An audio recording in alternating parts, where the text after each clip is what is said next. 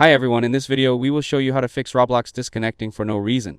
First, check your internet connection and make sure it's stable. If you're using Wi-Fi, try moving closer to your router or switch to a wired Ethernet connection for a more reliable experience.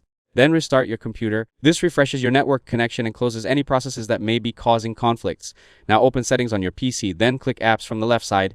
Next, select installed apps. Here, search for Roblox. Once you find Roblox Player, click the three dots next to it, then click uninstall and confirm the removal. Now do the same for Roblox Studio by clicking the three dots and selecting uninstall. After both applications are removed, go back to your desktop and press Windows plus R to open the Run dialog.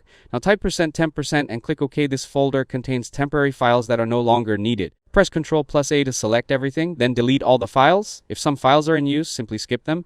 Now open the Run dialog again.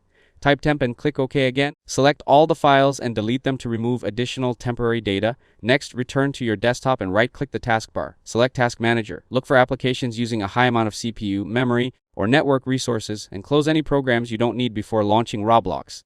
Now click the Start menu and search for Roblox Studio. Right-click it and select Run as Administrator to give it full system permissions.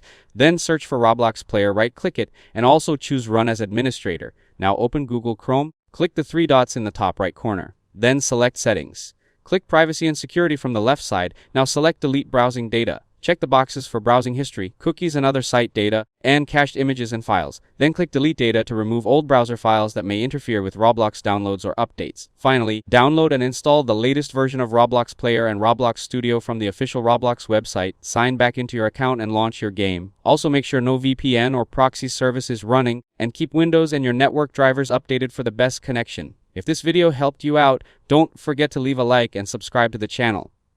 Thanks for watching, and I'll see you in the next one.